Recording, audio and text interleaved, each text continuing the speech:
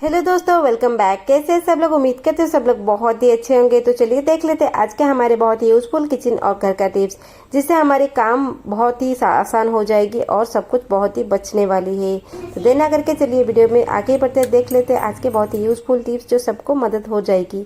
तो पहला टिप्स चलिए देख लेते हैं यहाँ की मेडिसिन की कवर को लेकर है। जब हमारे घर पे जब भी मेडिसिन खत्म हो जाती है, तो इस तरह से मेडिसिन मेरी खत्म हो गई थी और थोड़ी एक्सपायरी हो गई थी। सारे मेडिसिन को निकाल के इसे कवर को धो के मैंने रख लिया यहाँ पे। इसको धोना बहुत ही ज़रूरी है। तो चलिए, घर पे हमारी टूथपेस्ट होती है, कोलगेट की टूथपेस्ट होती है, जेल वेल नहीं। इस तरह से ये टूथपेस्ट को क्या करते हैं, मेडिसिन की सारे होल में, सारे जो कटोरी है उसमें भर लेते हैं। यहाँ पे एक भी हमें छोड़ना भी नहीं है, सारे एक एक ड्रॉप हमें यहाँ पे भरना है। एक ही बार में जितनी आती है उसी को हम 2 मेडिसिन कवर में भर देते हैं। आप चाहे तो थोड़ा ज़्यादा मेडिसिन कवर ले सकते हैं और इसको अच्छे से धो के इसके अंदर टूथपेस्ट भर देते हैं और इसको सूखने के लिए हम छोड़ देते हैं 3-4 दिन फैन के नीचे, नहीं तो धूप में 1 दिन सुखा लेते।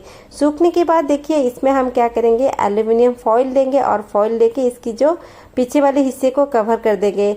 इस तरह से मैं क्यों कर रही हूँ, मेडिसिन में टूथपेस्ट डाल के यहाँ पे एल्यूमिनियम फॉइल कवर कर रही हूँ।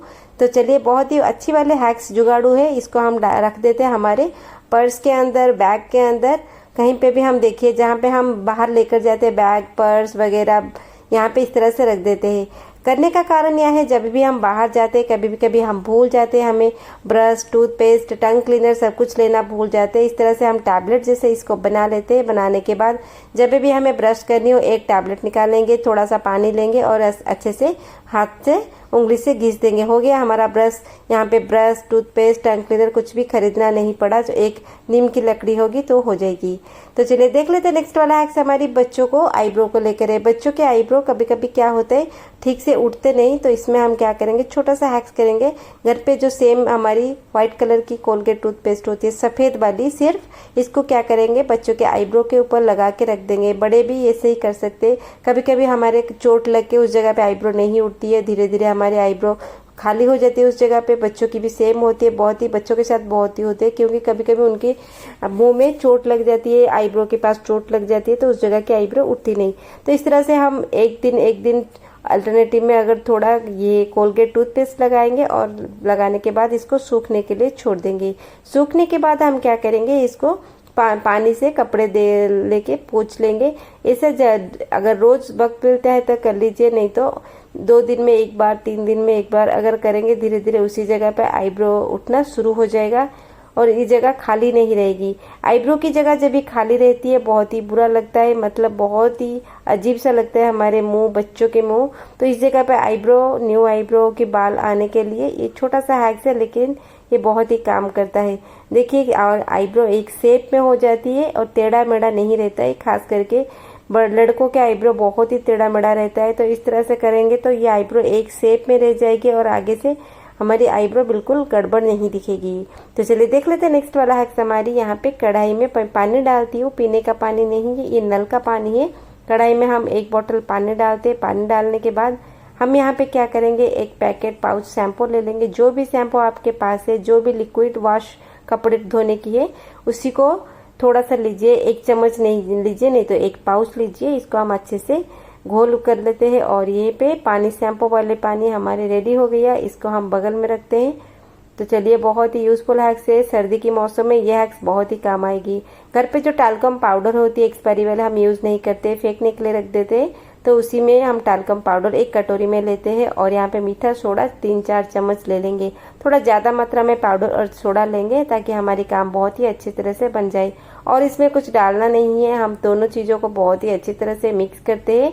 ये सर्दी बहुत ही मेहनत बचने वाली है। तो घर पे हमारे जो भारी भरकम कंबल होती है, कभी कभी हमें कंबल धोने का मन नहीं होता है, हम वहाँ पे ये तरीका लगा सकते हैं कम समय में, और हम अकेले जब होते हैं ये काम बहुत ही आसानी से कर लेंगे। अक्सर कंबल के साथ जब हम कंबल का क्लीनिंग करते हैं तो हमें 2-3 जन चाहिए होता है। घर पे अगर हम अकेले हैं तो हम ये तरीके लगा सकते हैं। कंबल को हम बिछा लेते हैं नीचे, नहीं तो बेड के ऊपर बिछा लेते हैं, अच्छे से चारों तरफ फैला के बिछा लेते हैं। जितना भारी हो हमें कोई भी दिक्कत नहीं होगा, हम अकेले कर सकते हैं।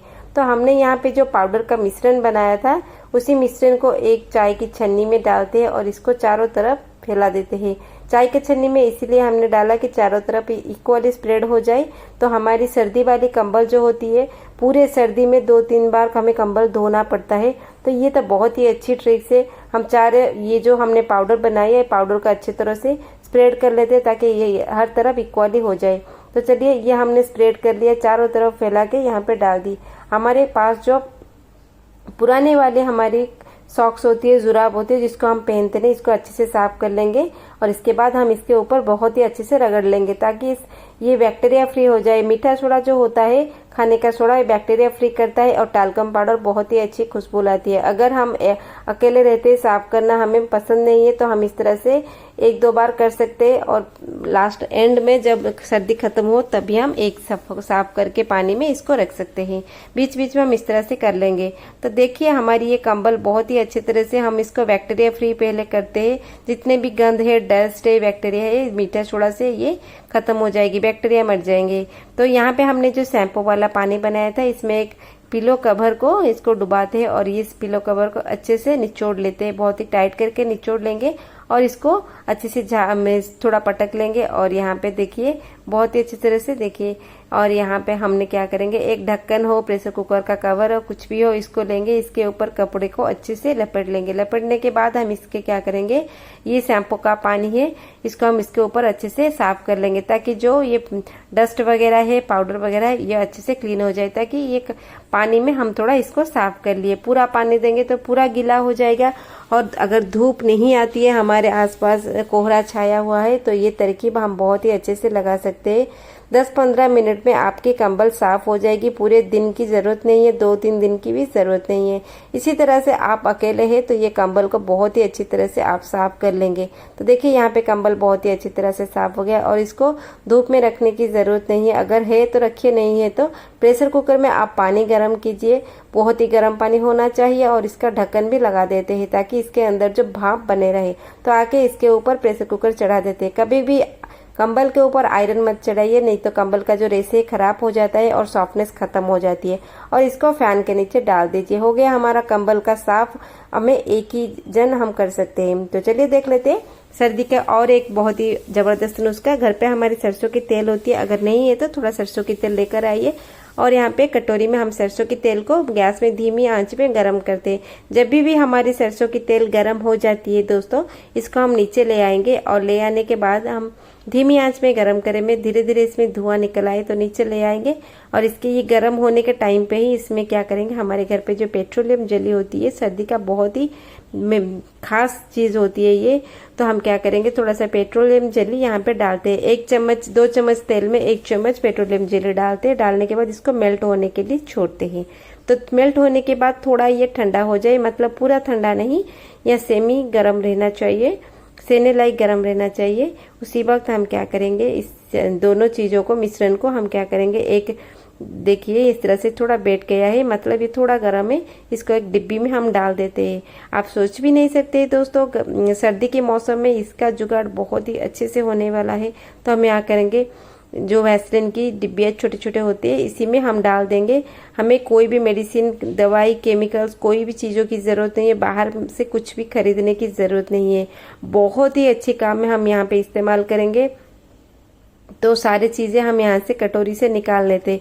जब भी हम रात को बेड के ऊपर सोने के लिए जाते तो हाथ मुंह धो के जाते, पैर भी धो के जाते। इसी क्या करेंगे, सोने के टाइम पे हमारे पैर पे थोड़ा लगा लेंगे। सर्दी के मौसम में पैर बहुत ही फटती है और हम यहाँ पे तरह तरह की क्रीम इस्तेमाल करते।